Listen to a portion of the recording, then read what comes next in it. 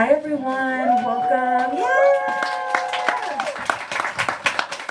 We love the enthusiasm. Good job, all of you. You're doing great already. Welcome to Green Apple Books. Hi, my name is Car Johnson. I'm the event coordinator here, and I am delighted tonight to welcome Kaitlin Chan here as we celebrate her graphic novel, Eric's Sister. Let's give a hand for Kaitlin. Kaitlin is joined tonight by Mari Naomi. Let's give them a hand as well. Welcome. This is a really great crowd. Thank you all so much for showing up and being safer. And we get to see all of these great. I actually don't know what's ahead of us, so I won't give a preview or anything. You're gonna find out soon enough. But we get to see some great stuff. I know that is true. All right. Thank you for joining us both here in person and also online. Hello, online audience. I'm waving to a camera if you can't see. We appreciate you joining us as well. We open each of our events with a land acknowledgement. We are operating on unceded Ramaytush land, and we think that acknowledgement requires action. And so we encourage you to donate either your time or monetary means to an Indigenous organization each time you hear a land acknowledgement. We have details at the back desk about how to connect with the Ramaytush Land Trust, which we would highly recommend you connecting with if you are curious about how to participate in this project of rematriation. Okay, very brief business before we move on to the heart of the evening. Now's a good time to silence your cell phones if you have not already. That would be great. I think picture taking is okay. Is that fine? Picture taking is good, great. But yeah, don't take a call in the middle of the event. That is not cool. Please do check out our full event calendar online at greenapplebooks.com. We have a really great season ahead of us, including the event that you are at right now. So if you are interested in things like this, check out what we have coming up in the season. The restroom is behind me. It is available after the event and not during the event for obvious reasons. If you need to know how to get there, do ask me and I will gladly help you. We have copies of books by both of our authors at the front register. You can find them there. If you have been here before, you have certainly heard me say that when you buy books from us, not only do you support us as an independent bookstore, you support the artists and writers who put so much work into making these books, and then you get to have a book, which might be from Hong Kong, and this is a really exciting opportunity to have your book signed, so think about that. All right. Without further ado, I'm going to go ahead and introduce the two folks who are joining us tonight. First, Mari Naomi is the award-winning author and illustrator of many works, including Turning Japanese, I Thought You Hated Me, the Life on Earth trilogy, Dirty Produce, and most recently, I Thought You Loved Me. Their work has appeared in nearly 100 print publications and has been featured on websites such as The New Yorker's Daily Shouts, Washington Post, LA Times, BuzzFeed, and many other places. Their comics have been translated into French, German, and Russian. Let's give one more hand for Mari Naomi. And last but most certainly not least, Kaitlin Chan is a cartoonist and gallery worker from Hong Kong. Her work has appeared in The New Yorker Online, The Economist, Catapult, Astra, The Margins, and many other places. In 2021, she was shortlisted for the Cartoonist Studio Prize in Web Comics, and in 2023, she self-published her first graphic novel, Eric's Sister, which is the reason we are here tonight. Let's give one more hand for Kaitlin Chan.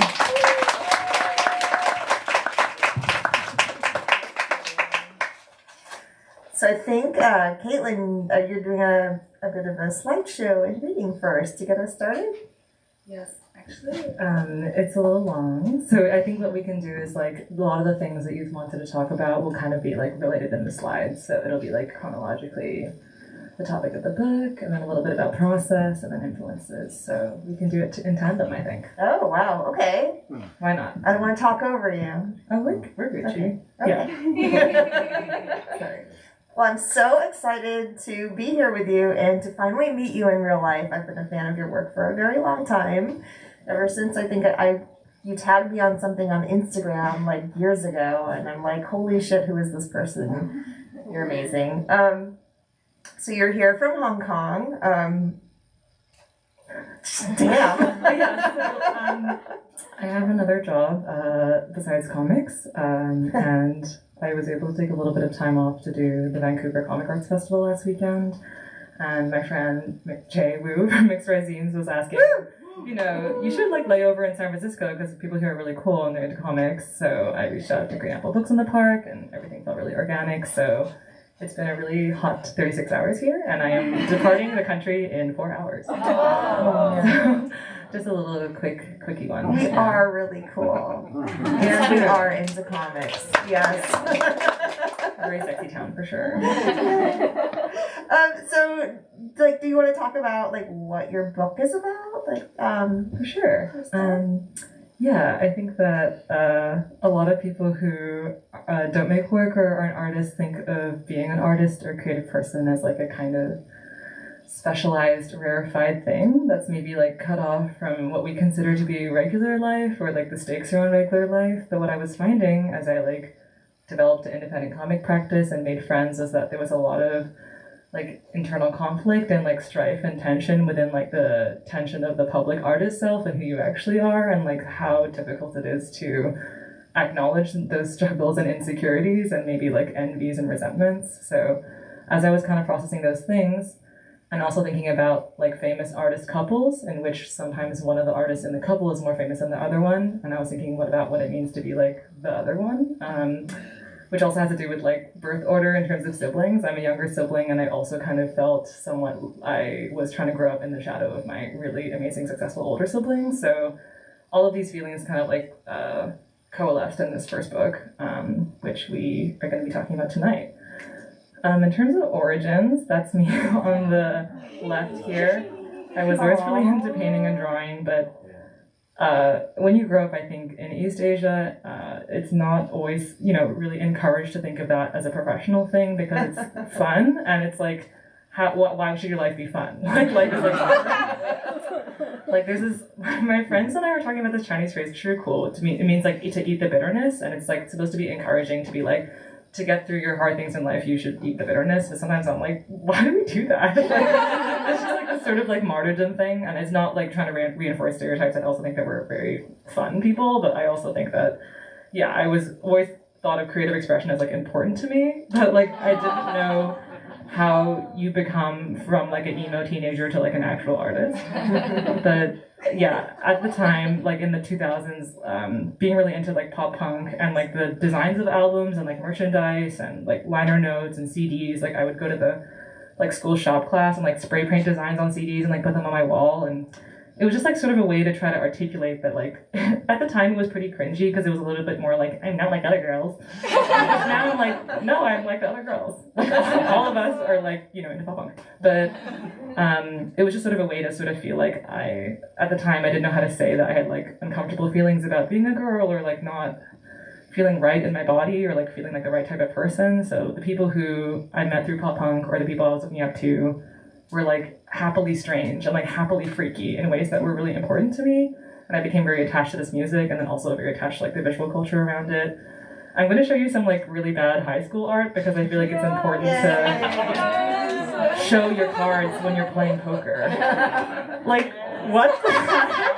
Like, this is giving like nightmare surrealism, you know. She heard about Salvador Dali and she was like, I'm trapped by, I don't know, expectations. So yeah, this was How old were you when you made that? In 2013 I was, let me think, 13 plus 6 years old, which is pretty embarrassing. You know, yeah, I don't know. I think it's beautiful. Well, it sort of gets at this sort of idea of like trying to understand your positionality or like your figure vis-a-vis the world or something. I also made a lot of fan art. Like I made this like paper cut homage to the film Norwegian Wood, so I could like signal to people like, yeah, I read Murakami. Which now is like a bad thing. Like you're not gonna go to a party and be like, my favorite author is Murakami. Cancelled. But at the time I was like, yeah, these like disaffected Asian people are totally my thing. Like they just don't say anything and they say everything with their eyes. But yeah, like, you know, when other people were like making out and having fun and being young, I feel like I was just doing this stuff in my room. I mean, yeah, there was a lot of band stuff in there. I was like rewatching that documentary Meet Me in the Bathroom and like thinking about how much I obsessed over these bands and just like the sort of like, 2000s era New York alternative music scene and how people in that scene, I don't know, sang and wrote about things that felt really resonant to me. Especially Karen O, I think, is like such an important touchstone for those of us who, are sort of weird Asian girlies in the WAG category of human beings. And then I went to college in the U.S. after growing up in Hong Kong exclusively, and going to Wesleyan was a pretty formative experience for me. I did the college thing of shaving my head in my sophomore year, which it was sort of like a way to sort of start articulating, like, I think I'm ready to stop relying on what people need from me and do what I actually want.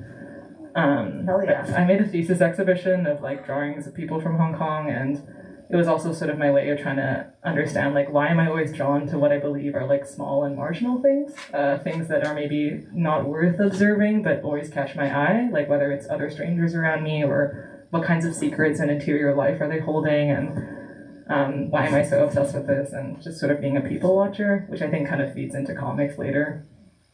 Sorry, you're right, I am talking a lot. But should I just like speed through this real quickly? No, you don't have to speed, Okay. but continue. This is great. Another thing I want to talk about in terms of being an artist is like the fetishization of like loneliness and solitude, and this idea of the artist as someone who's cut off from the world, which I think loneliness and solitude are actually quite important parts of my life, but I also would know that I would never have finished my show if it wasn't for my friends who helped me install it and gave me a lot of feedback throughout. And being an artist, especially professionally, can actually be like a pretty like insecure and scary thing, even though people think it's like fun and glamorous. A lot of the time it's actually sad and stressful. So I think it's really good to have people in your community who actually really love you and care about your work and who you are, and want to see you succeed and not be competitive with you. And the people I had around me in college were extremely supportive in ways that I don't think I would have made it otherwise. So I always want to put them in my slides. And it's in your book too. Yes. I mean, there's a lot of friendship themes in there, community. So yeah. Yeah, I was trying to think about what it means to like write a love story that's also kind of platonic, and sort of dealing with these ideas of like what it means to love someone through things that are difficult and seeing them at their worst, but then also holding space for that. And it doesn't have to be like the monogamous romantic with the one that you walk off with happily ever after, but it could be the people that you have midnight snacks with, that you bear your deep, darkest secrets to, and those people in your life are also really important. I thought that was beautiful too, because like the protagonist wasn't always fun to be around, but like the friendships like were, anyway, continue. Yeah, no, I really... The book is really good, you guys. I'm gonna get into it. I bought like 7 books from here, so I need you guys to take the other ones. I bought other people's books, so please, help me get rid of mine. The other job that I have besides comics is in art galleries, so that's probably why Eric's sister is also about 2 artists. One of them is showing at a gallery, and one of them is like more indie and into comics and stuff. So this is kind of a big part of my early experiences in terms of working was like trying to figure out how can I work in art but not feel like an elitist person or feel like someone who's looking down on people, because it is somewhat of a rarefied industry, or there are certain social norms and ideas about class and elitism that are always present in all institutions. So I was feeling like at times like really morally challenged and a little existential and like ambivalent. So I think comics were a good way to sort of connect with other people who have similar values about wanting to be leftist, but also wanting to exist in this world and not having to like cut yourself off Walden style, So the zine community became like a real haven for me in Hong Kong. It's like, okay, there's a lot of censorship recently, but for a number of years it was really active, and we were like tabling together and doing fests and like making work together and publishing together, and it was like a very heady time in like the late 2010s. And it was nice because I think growing up I always felt like I was looking at artists like through a glass and sort of being like, the cool people are over there, maybe in North America or in Europe, and I'm here and I'm always going to be watching them, and like it's going to feel really far away. But actually it's been nice to feel like we're actually in it together and making stuff together, and it feels really good to be part of something that's bigger than you. I feel like we can probably maybe start talking about the book in a little bit more depth if you'd like to do that, because the next part of the slides are all about the book. I mean, yeah. So actually that's one of the questions I wanted to ask about the book is like, I didn't actually know that you worked in an art gallery. So I guess my question is, what do you do there, and how much of that did you incorporate into the book?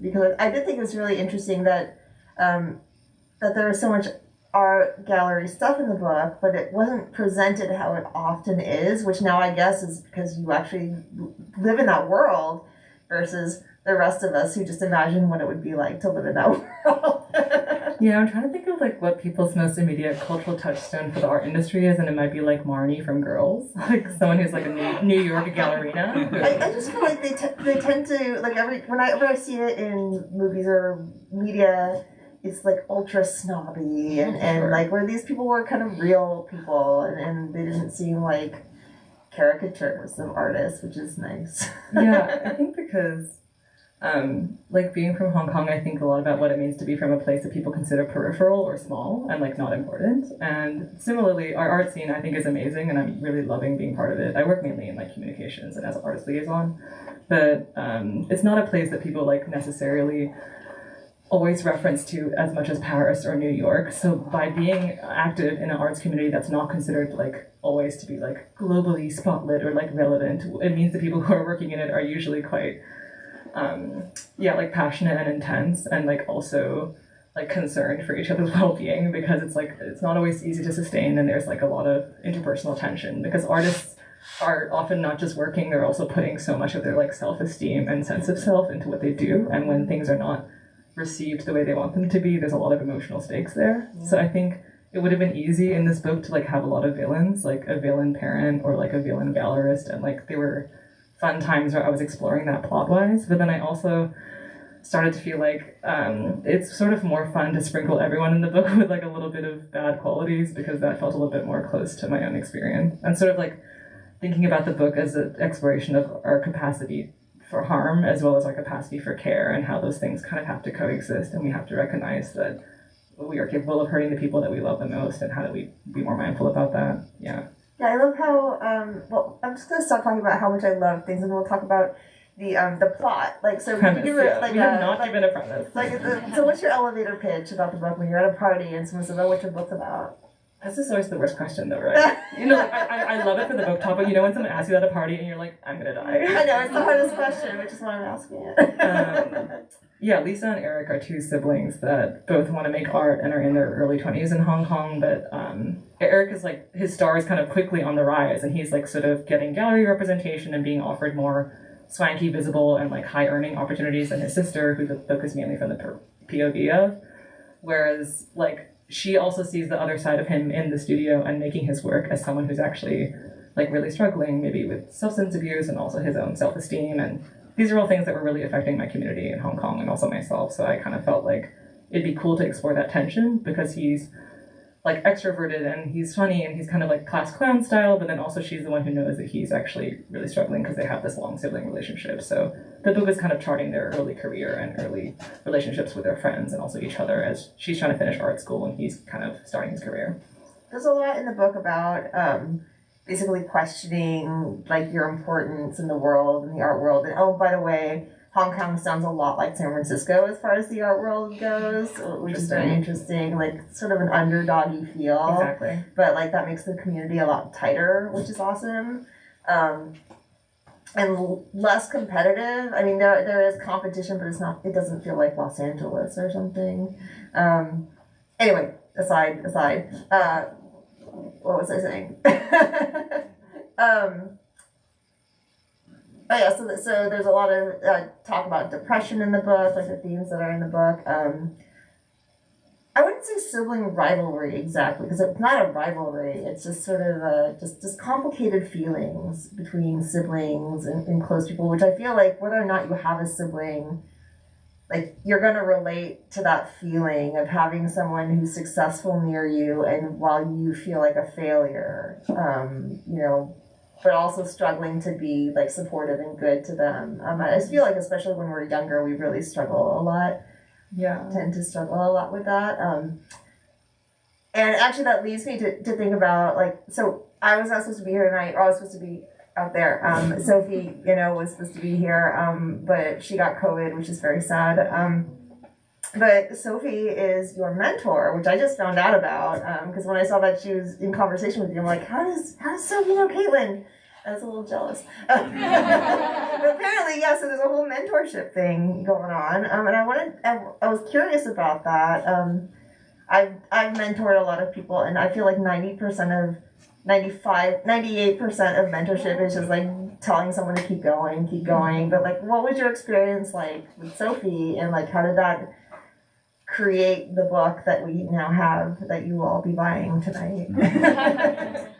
Yeah, this is like an entirely independent self-published project, so I did sort of feel, even though it's nice to have that kind of creative control and independence, I also was really hoping to talk to someone who had not just finished a graphic novel, but I think if you've read her book, The Contradictions, which is out with John Quarterly, it has a great sense of pace and like dialogue, and She's amazing. Yeah, she really knows how to tell a story in a way that feels subtle that only a comic can do, and it's not that corny phrase about like showing and not telling, and I didn't really feel like I knew how to do that, and I also felt the plot was getting very wayward. So like around page 100 in the book, I was like, I think I need to work with someone on this project. Wow. Yeah. And Sophie was posting in her Instagram stories that she was like open to mentorship applications. Aww. And I was like, okay, even though I'm in like this weird time zone, I think it'd be good to apply because I love her work and I would love to learn from her. And I think what she's really good at doing is kind of like understanding your intentions for a project and helping you see them through in a way that feels like very mutually respectful. And also, I had a lot of like things that I felt the characters should be doing like morally, because I think most of us in this cultural milieu know that there's like this idea now that people have to be good in books, and if you're too bad, like people feel like turned off by the unlikability of characters. I disagree with that strongly. Me too. And Sophie was like, I think people need to like mess up more. Yes. And be more like screwed up, because perfect people are not relatable for one thing, and also it's not a good story. Yeah, it's like, who wants to read the book about the people who are like functioning and well? Right? Those people. I'm sorry, live streamers. Hide your kids, sorry. For sure. Yeah, so I think that she was really helpful in like sort of helping me trim some of those like sort of apologies and like throat clearing in the book also, where she was like, you don't have to like, you know, explain your culture to anyone in this book. Oh, I think people great. who are interested in this book will understand that people are Asian and speak multiple languages and are sometimes code switching. And I did love the code switching that you put in there. It was really, really well done. And I always struggle to think, like how to portray that in books. Like there's just so many ways to do it, which is wonderful about comics, but it's also a little overwhelming because you're like, what do I choose? How do I do it? Did you meet with her on a regular basis, or how did that? Her book is for sale here too, just FYI. We had our Zoom sessions like every few weeks, and nice. It was just nice because I would get up really early and we would talk at length about these things. Yeah, and I just felt like she was someone who is very grounded, and also she cares also about the well-being of artists, and she was always encouraging me to like pace myself and not like overpromise myself or not finish it at a deadline that was like unrealistic. And how long did the book take you to make from beginning to end? I started drawing it in January and I finished drawing it in November last year. But it's so in a year. Yeah, I stopped freelancing and I worked exclusively on this, and I kind of have my income to finish it. So I was just thinking, you know, I could have finished a lot of commissioned projects and not had a book, or I could finish a book. And I was just like about to turn 30, and I felt like if I don't do it now, I'm gonna be like Jennifer Garner or something and become 13 when I turn 30 or something. Like I was gonna like disappear in a puff of smoke and no one ever see me again. So I was like, now is the time. And my 30th birthday is coming up in a few months, and I will disappear. So I think it's time to release the book. I don't know who Jennifer Garner is. She's the star of 13 going on 30, which is like a really key text. Is it not how when you're 13? I'm 50. This will be on my... Be on your pay grade. I watch it with my mom every Christmas. Yeah. It's great. Speaking of Sophie, can I talk a little bit about the style and visuals of the book? Yeah, please. Yeah. Yeah, those of you who might be familiar with Mari Naomi's work, am I supposed to call you like full moniker every time? Or also Mari is okay? Oh, that person over there. Mari is fine. Awesome. So, yeah, Mari's got a really... at times really strong and graphic and like painterly style that really employs negative space and like heavy use of blacks and whites to sort of articulate like strong shadows and like strong personalities and high stylization, and like that appeals a lot to me because it kind of relates to the tradition of like traditional Asian art and like woodblock printing and like graphic design, and sort of, I don't know, it feels like really true to me because it's like very legible and very stylish. And I kind of feel like there's often an emphasis on needing for things to be like, you know, really shaded or really realistic, and I really love that there's room for those comics, but I'm not as drawn to them as ones that I feel are just kind of like clear, and you can see what's going on when you look at the panels. So when developing the visual style for this book, I've been drawing digitally for a few years, and things were starting to feel a little bit stiff because, as you know, sometimes when you work digitally, you accidentally turn into like you know, those like those like textile illustrations, like the blobby people with the graphics. Like it's really easy to be like, I'm just gonna make what is blobby, and then you're like, am I blobby? Like you have to look into the mirror and be like, is that my truest style? And I think that I decided to hand draw the book and I ink it digitally because I was like, you know, if I do everything by hand, it'll allow me to make mistakes more and like show the shakiness of my own hand and show that I'm like a feeble human versus like a good machine that can make a nice book. So.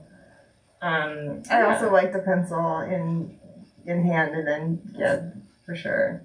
Isn't it always stressful? Like sometimes the first pencil sketch is like exactly the energy you want, and then you trace over it digitally, and you're like, even if it's terrible, it's exactly the energy that you want, and you'll forever be trying to replicate it. Totally. So you inked it on like an iPad or? Yes, actually no, sorry, I also inked it by hand. So all the black parts were colored in with a Sharpie. Oh. Let's see. These are just like some style notes and like plot notes, but I might go to. These are like more character design things. Maybe I can talk a little bit about this due process. Yeah. So. Well, firstly, I was like, maybe I need to try to be like Adrienne Tomine and do something like really film noir where everyone's like really good looking and pointy. And then I was like, actually, I'm not capable of doing that. I actually don't even know how to draw someone at like a partial angle. So people in my comics exist like this or like this. So I was like, let's be real and understand the skill limit. So these characters, while they are kind of in the book, were somewhat abandoned in terms of design. And I also kind of had this like sort of more pen and inky minimalist style that I was like thinking about, but then I also was like, it's all about the style that you can finish in. I think people often ask me like, what's the best style? And it's like the style you're gonna do for 160 pages, not the style that you're gonna do for the art sampler. Even though that can be fun, it's like you're the one who's gonna unfortunately have to finish it. So I do think that these were some early helpful, but in the end, not experiments I used.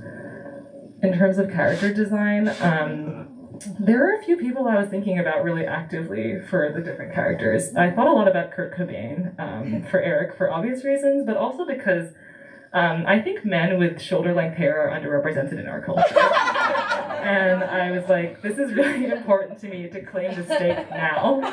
And also, I like it when there are, men and women characters with the same look. I think that it's one of my favorite visual tropes, so I kind of made the same things look a little bit similar. Lisa's kind of based on some of the like sort of non-binary, gender-fluid looking protagonists of certain Asian movies I like. This one being called Eternally Younger Than Those Idiots, Horigai. She's like this fantastic stoner, burnout, college student who's like really messy and always rides her bicycle around and has no makeup and she's really sweaty. And I was like, this is an example of like Asian femininity that I think I can actually resonate with. So I put a lot of that character into her design. And also, like, the idea of calling her Lisa actually does come from the fact that I think Lisa Simpson is also an important character in our culture because she's sort of like this ever-striving, ever-trying, weird leftist girl who no one likes. And I was like, that's great. I think that she matters to me deeply. So she is the protagonist somewhat. And my hot friend Aditya, I also made one of the characters with his permission. I was like, yeah, you're very beautiful and I would like to draw you more often. He was like, for sure. So he's also in the book as a hot, supportive friend. I would kind of just hash out things very early in pencils before putting them into inks. And I would thumbnail things and then it was like loose thumbnails, tight thumbnails, big thumbnails. And then tracing the thumbnails into the real size pages, which are actually quite small. The biggest pages that I drew on were A4. And sometimes I look at like American comic interviews where people are in front of their like big like slidey table with like the big paper, like Chris Ware with his huge paper. And I'm like, this is great, but I can't, like, where am I going to put this paper? So in Hong Kong, you got to draw on a small paper. And that's what I ended up doing was, like, I know you're supposed to draw comics, like, twice as large as they actually appear, but mine are only, like, 1.5, so that's why it's bad. Can we talk a bit about the character design? Well, specifically about the styles, because I thought everyone looked so cool. Yeah, I think I just wanted characters to kind of look like, it's going to sound narcissistic, but I'm going to go for it. Because what's more narcissistic than making a book, right? Like people that I knew, like people that had maybe more like androgynous gender presentation, or also were not, like an interesting thing that I think gave me a lot of permission was hearing Sophie and Alison Bechdel talk during Sophie's book launch about what it means to draw women, and this idea of like the history of women being represented in comics is so overtly sexualized in ways that, as a woman cartoonist, it can be hard to like not do this legacy of being like, are the characters like attractive when it's like attractive to who? Like this whole idea of like universality and like assuming that everyone's like a heterosexual male, it's like so hard to beat that own voice in your head when most of what your early cultural experiences of enjoying art are probably from those perspectives too. So I kind of felt like I wanted to draw people who were sweaty and maybe a little non-binary. So that was kind of the like style guide, I think, for the whole thing. Yeah, and they're kind of wearing boring clothes, but I guess I don't know, they're like Uniqlo depressives, so that feels right, I think. Yeah, I'm just keeping it black and white. Oh, there's also a new post as well, but we can talk about that later. Yeah. Wait, you want to. So talk about your influences. Actually, that was one of my questions. Awesome. Yeah, I know that most people, like, during comic talks, talk about other comics they like, which is great, and I'll get into that later. But I think it'd be fun to also talk about other forms of media. How many of you have seen this movie? Yeah, movie people. This is Frances Ha, directed by Noah Baumbach, starring Greta Gerwig, and another person whose name I don't remember. Sorry to white lady with glasses. But yeah, they're sweet. They're like fumbling their way through New York in their early 20s, and this whole period of film is described as mumblecore because there's like such an excessive dialogue and people are so like neurotic and like cynical. And this kind of felt like my friend group, but then I also felt like, why are there no like POC in mumblecore? Like, why are there nary a single person of color exists in this universe of people? It might be to have to do with class, but also has to do with this idea of like not being able to imagine that like Asians can be like burnouts or stoners or losers, which I feel like is a key thing for the work I want to make. So like the song Loser by Beck is kind of like the theme of the book. So I think that I just wanted to, I foreground friendship and foreground excessive dialogue in the work. So this movie was a big part of that. There's also a number of like art historical references in the book because I studied a lot of art that I felt was really resonating with me at the time. So there's like this art historical movement from Hong Kong called New Ink painting, which involves trying to like kind of push the idea of Chinese tradition into like a more graphic form, which involves like traditional materials like ink being used in ways that almost feels like graphic design or sort of like expanded radical calligraphy. So one of those artists, the founder of the movement, Liu Shouquan, his works are like a huge influence on the fake artwork that Eric is making in the book. One of the difficult things about making a book about artists is that you have to make all the fake work. And this is both fun and also after a while I was like, oh, it's so bad. But also like, it's okay because he's 25. And I really appreciated the art that he was making. I was like, oh, that's so cool. Like, I don't know. I was wondering where that was coming from, if you were emulating a certain artist or just making all that up or both. I was worried it was a little overtly literal because I think his work is like really dark and he's also depressed, but I'm not afraid of that anymore. So yeah, I think that was like definitely like thematically coming up a lot, this like very heavy use of black and like very heavy use of like the line and the mark and sort of looking at like German expressionism in dialogue with East Asian art. Franz Klein is like such a big figure in German expressionism, and his paintings are directly inspired by calligraphy, which is also a big part of like this sort of cultural milieu that I wanted to be influencing the visuals in the book. There's also children's art is a big influence on the book. I think that one of the main storylines is about Lisa trying to discover her inner child in terms of creating again, and this is a series of Doraemon that I saw in Hong Kong that some school children had created together, and they're supposed to be like different expressions, and I just thought that something about the color and the composition of it feels unguarded and beautiful and expressive. And I'm not being like ironic or sarcastic when I say that I think children's work is extremely beautiful a lot of the time, because it's not like art school stress, like it doesn't have this sort of tension of needing to be impressive, and it's like really happy. As someone who's judged children's art, I disagree. Sometimes they try too hard. I'm sorry, I said it. Yeah, I think often, I mean, some of them might also Some have of them more are tutoring show-offs. in school. Yeah, that's true. Really look at how perfectly I draw this horse. Right. I mean, like the weird kid core stuff, you know? The stuff that's like not balanced. But you're right, there's very talented children. Shout out to all the children out there. They're making work despite everything, right?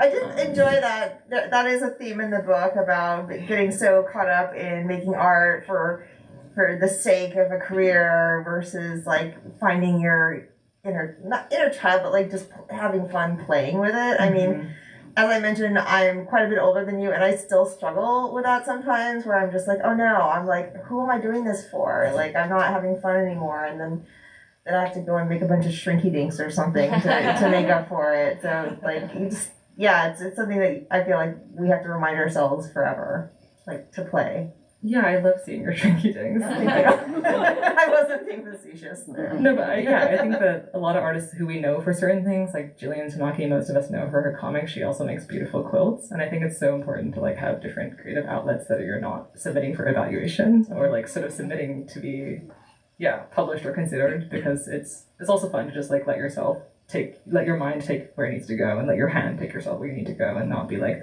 and is the outcome going to be good though? Because like I do feel like I often ruin everything in my life with that attitude of like going into every situation being like, and what's the outcome going to be? When it's like, who cares? Like you could, the situation could go any kind of way. So I sort of feel like trying to embrace a little bit more spontaneity is a little bit part of the story too. These are some more kids art. I really like this one, especially. Yeah, the two animal scarf people. Is that based off something? Because my eye kept falling on that, and I'm like, oh, I want that on my wall. I'm really into Lisa Hannawalt and the whole world that she built with Tuca Birdie and BoJack Horseman. I think those are really personable animals. Like you really feel that they have bodily expression and like bodily communication. So I was definitely into those upright animals. And this is Lisa too. Perfect. It's kind of hard to emulate kids' handwriting also because it ends up just looking like you're trying to do this like experimental typography. But I sometimes just use my left hand to do that because I'm right-handed. These are like tumbling Totoro. They're great. I don't know. I really think they're rad. I will not apologize for that. Let's see. Oh yeah, there's a little bit more about self-help stuff, but I guess. Do you mind if I also talk a little bit about some of the other things I had? You can talk about whatever you want. This is your night. Yeah, trust me to like ask for permission to do things on my own lawn. Can I go to the bathroom? Yeah, so let's see. Oh yeah, these are just like some slides I wanted to show, like referencing different bars or places I hang out in Hong Kong, because the difficult thing about references is like this idea of like not wanting to copy and wanting to imagine everything, but then also like imagining 16 different backgrounds in a day is like really tiring. So sometimes I would just like go through my camera roll and think about places that I would hang out, and I'm like, maybe my characters would hang out here too. So this is like the bar sloop is based on this bar bound. And who here knows what this word means? Anyone? It's part of a boat, right? Yeah. It's like a kind of boat, right? Yes, it's a kind of boat. Yes, I was reading the New York art writer Cookie Mueller's diaries, and she was talking about going sailing in one of them, and I was like, that's a word with a great mouthfeel. So had to put that in the book somewhere. Okay, on a more serious note, I guess in terms of the origin of the story, like a content note, I'm going to talk about an artist's suicide. There was a Hong Kong painter called Matthew Wong who killed himself recently, and his work on the secondary market is achieving these prices that keep getting written up in places like Art News and Bloomberg and ArtNet, and it's kind of like, it made me feel a lot of things because he's the only Hong Kong artist to ever have his work sold at this price, and people really value that. They value the fact that his work is worth more than millions of US dollars. But it just got me thinking about what the meaning of work is after someone dies. Because why do people make work? Is it to leave behind a legacy, or is it to show that they were there, or is it to show that they wanted to feel like they mattered? And I just felt really frustrated because there was all this like really superficial description sometimes in the work about like, oh yeah, he suffered from schizophrenia and he had mental illness and he killed himself. And I'm just like, yeah, and then people are buying and trading his works and he's not here, and I would just so much rather he's here than for the work to be worth this much. And it's also valued this much because he died very young. So just thinking about Matthew and sort of like the legacy he left behind, or the questions that people who actually knew and cared about him in Hong Kong have, just made me think a lot about like, why do we value someone's output or like monetary value worth more than like if they're okay or like if they can keep going? And that just made me feel really strongly about these things, which is like a big energy in the book. Are so like that. It's like cryptocurrency. Like it doesn't make any sense to me. It's like it's all bullshit.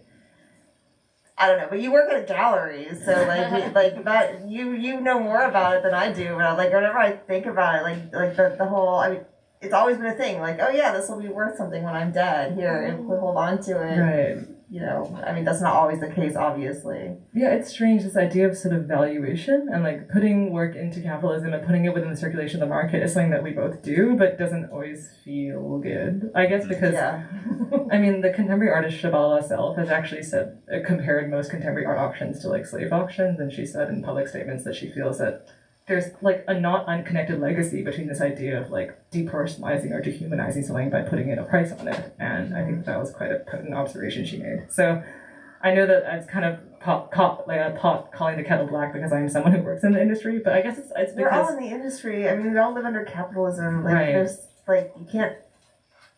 We are who we are. Yeah, and the artists I work with, often have different kinds of employment too, and then the work that we're selling for them helps them, survive financially, and that is valuable to me. I'm not saying that you're implicit. No, I'm just saying that. I totally know what you mean, but this idea of like valuation and the things being worth more because they're scarce or there's fewer of them, and I was like, but I want people to live. Yeah. Yeah. So yeah. That was just one of the things.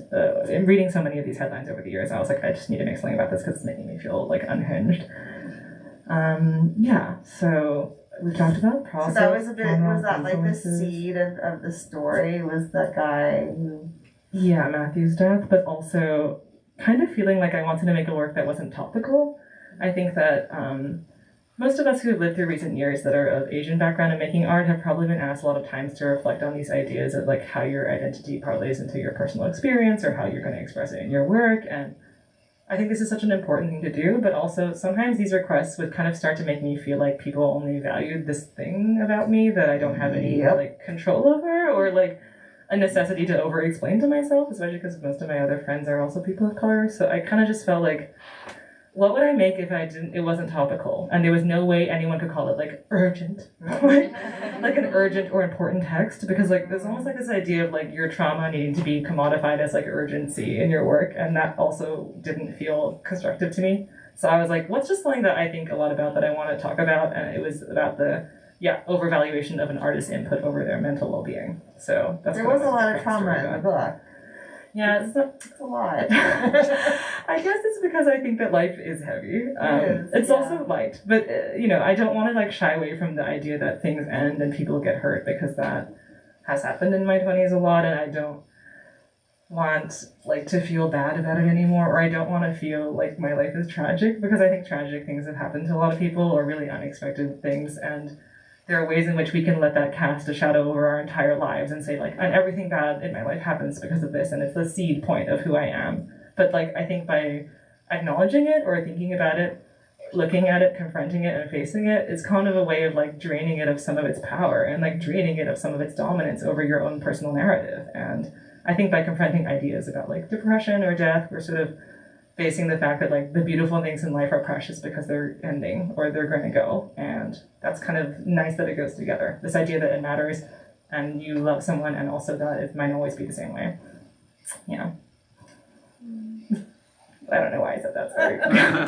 It's like feelings sharing session. So I can't really see without my glasses, but then I can see you here. But then, so if we need to. I have been watching for is it Q&A time? Okay, it is Q&A time. Okay, great. This is the perfect time to do that. Does anyone have any questions for Kaitlin, who will be gone in like 4 hours? This is your last chance to ask questions. Or I could just start getting geeky and we could talk about pen nibs and shit. Transparency is always a good question. Yeah, anyone want to pick up? Okay, I'm going to be repeating your question into the mic so that people on the live stream can hear, so that I can hear you. Well, what part of the work are you most proud of? What part of the work are you most proud of? Thank you. Thank you for breaking the silence, Gabe. Mariana's hosting me tonight, and she's a really dear friend. In terms of being proud, I'm just proud I finished. There's so many things in life I haven't finished, so it's out there. Yay! Even though there's only a few hundred copies. Like, I think that's the thing about self-publishing. It's like such a small thing that you're doing under your bed and distributing out of your suitcase. But it's a really beautiful book. Like, I don't know who, your printer is really, the blacks are black, like, it's really strong, there's no fuzziness. Yeah. It's really good. I'm just glad that it's done, actually. I'm impressed that you drew it all within a year. I mean, that's really hard to do. I don't draw that fast. Yeah, I think some parts of it look a little dashed off. Like, now that I look at it, I'm like, I could have made it tighter. But I also think the more I labored over it, the more I would procrastinate on it. This is the case with all comics. It's like, you just have to finish it. Mm. And I don't think it looks rushed at all. Like, it looks really consistently good. So So stop that. I think this friend also has questions. I saw this section about self-publishing, and if there's time, I'd love to hear about how you self-publish this. How did you self-publish? In terms of self-publishing, I put it on my website because I don't know if you pay for a website, but it's like too much money. Like it's so silly that this idea of like you're as a self-employed artist, you also have to have all these channels that sometimes you have to pay to maintain. And I was thinking, it's so silly, but I was like, if I pay so much for a website, maybe I should put a comic on it so people can like go on and read it every few weeks. And I think some people did. So also it's a way of keeping myself accountable to a deadline. So I would just write the script on Google Docs and start penciling, and like I put myself on this like weekly schedule, and then it was a kind of self-publishing digital endeavor. And I was hoping it would turn into a book, but I was scared it wouldn't be enough pages. But luckily, by like constantly like lowering the stakes at the beginning, I think I made myself not feel afraid, because I think if you sit down on a blank paper and you're like, this is going to be a graphic novel, it's not like your hand like freezes and you die. So I think that was more of a matter of like trusting myself to finish it. And then when I finished it, there was a lot of nuts and bolts of like, how am I going to contact a printer and distribute it? But I think every time I travel, I try to talk to independent booksellers, and I had a number of relationships with different people.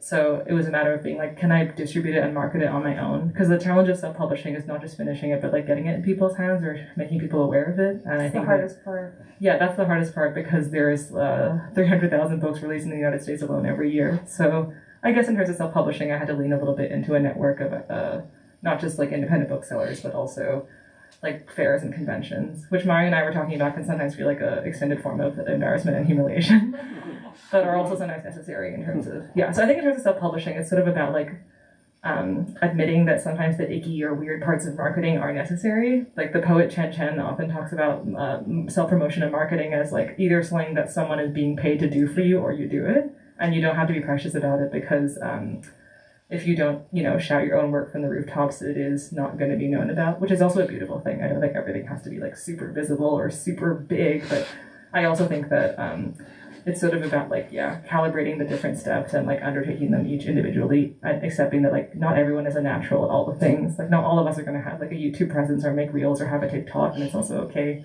to like understand like one's limits and respecting and loving yourself within those limits. Yeah. It's hard. Oh, for sure. So did you write this story, since you're posting on your website, like as you were going, or did you have the idea of like the plot throughout, like from the beginning? Like how did the story writing process? The questions about the story writing process, and if she wrote it first or was going along as she was drawing it. Yeah, when I first came up with this sort of idea for the whole story, I actually wrote like the Wikipedia plot summary for it, just because I wanted to feel like I had all the key points down. But I think the most interesting thing about the story is the meat between those bones, actually. So fleshing that out took a few more months. But I think I'd only written the first 50 pages of the book when I started publishing it, because I was like, I think 50 is like a good chunk to know that you have something, but I didn't know how to end it also. And that was a big part of the mentorship with Sophie, was understanding like what makes a satisfying ending. And for me, I guess because I like a lot of indie movies, I like endings that feel like sort of like bittersweet and open-ended, and like there's like a little bit of like earned tenderness and growth, but not like everything's fixed. And it's kind of hard and difficult to do that without it being like happy. So I think some of those questions had to be resolved over the later months. But the main bones of the story was like quite resolved before I started it. I'm trying to figure out how to formulate this. Can you speak to like how your own cultural hybridity? I mean, you're coming from Hong Kong, but then you're also American educated, and these are, there's a lot of complicated things happening in your own cultural upbringing. Like, how is that both a strength and a challenge when you're storytelling? The question is about cultural hybridity and how that our background is a strength or challenge during storytelling. Did I get that right? Okay. Thank you for that question. I really appreciate it.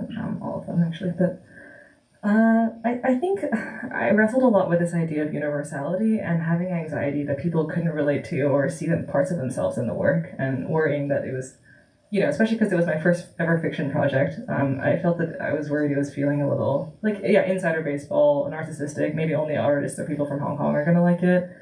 But one thing I've been thinking a lot about is there's a scholar of Asian American poetry called Dorothy Wang, and I recently heard her speak about this idea of like, yeah, there's no universal poem or there's no universal poet, and people like Robert Frost or Louise Gluck are often considered universal poets, but those are two humans with very specific experiences.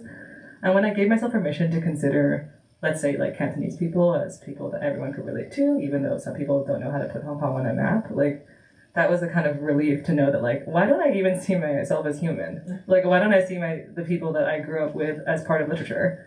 I think that was a lot of self-reckoning. And there was also challenges around ideas of language. And there has been times when working with different editors, like, sometimes struggling to feel like I'm trying to convey the nuances of different, cultural contexts around, like, the melancholy of cantopop, or like the unspoken things between certain Asian family dynamics that feel really important and intimate to me, but can sometimes be hard to translate to like a broader audience. But I think there's also like an element of trust there, like, and trust and mutual respect between you and like a hypothetical reader, like knowing that like I don't think this person has ill intent, and I also believe that every reader has the capacity to like imagine very deeply and be very curious and empathetic, because I love to read stories about people that are not like me at all. So I think I had to make peace with the fact that, like, okay, like, not everyone else is going to be, like, a Cantonese, Chinese Australian person from this time who acts this way, but I have to trust that people might potentially be interested in a kind of specific story like that. Because I think that more people than not feel between two cultures, actually, or maybe three or four. And as I grow up and realize most people feel, like, tightly squeezed between different margins, I'm like, oh, it's actually not as if everyone walks around being like, I completely identify with like whatever gender I was assigned or whatever country I was born in or whatever like national legacy I'm inheriting. So I think when we look more critically at those things, we can give ourselves permission to like ease into whatever shape that we're taking gradually. We have time for one more question. And I do want to add that they say that specificity is the key to universality. So, It's very helpful. Hi. Hi, I was just curious. Comes from a lot of different life experiences and backgrounds, and I feel like I've introduced your work to a couple of friends, and it's appeals to a lot of Asian American friends. It appeals to a lot of my friends who are not American born, and also appeals to people who are not Asian at all. So I'm just curious whether you approach your work with a specific audience in mind, or just for however you feel. the question is, do you have a specific audience in mind when you create your work? Thanks for the question. I think, and I mean this lovingly, I think I'm interested in like freaks and like weirdos. I just think that those are the people I also gravitate to at work and also at parties, and just like this sort of idea of like the kind of person who would read a book and feel like the person from a different time is like directly speaking to their heart and care so much about it. Because there are also people I interact with that don't have like a strong emotional or deep relationship to any forms of culture, and I'm like, that's totally fine, and I don't relate as much. So I guess I'm just interested in people who are seeking to find themselves not only through whatever things they're surrounded by, but the other worlds they can enter through different people's stories. And those people often sometimes occupy different ideas of like outsiderness, and I think that's quite interesting. Quiet people, I guess. Thank you all for coming, and thank you for the questions. And I guess we'll be sending some books. I think you can get them up front or right over here. And then will we be signing back here? Or?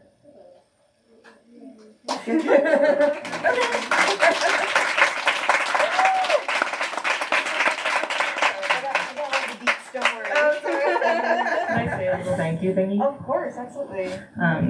Thank you guys so much for being here. It's been actually quite a difficult week, and I haven't slept very much in it. Thank you. I'm gonna ask you to clap once more. So don't go anywhere. Can we give one more hand for Kaitlin Chan and Murray Naomi?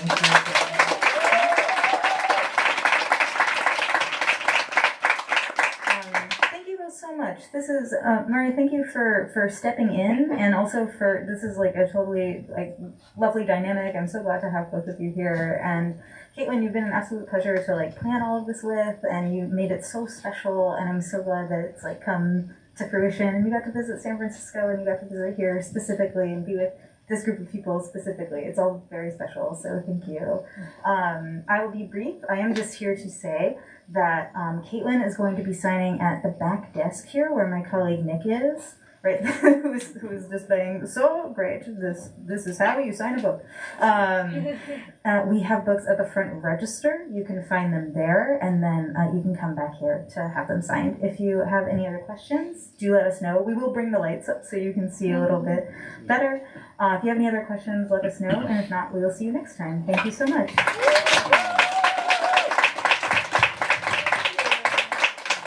Can I take a selfie for my mom? Oh my gosh. I wish she could be here. Dorothy says hi. Yay. It's very mom name. Okay, I'm gonna use my long arms. Okay. Oh, that's mine. Okay, you ready, everyone? 1, 2, 3. Hi, Dorothy. And then right there. Thank you all so much.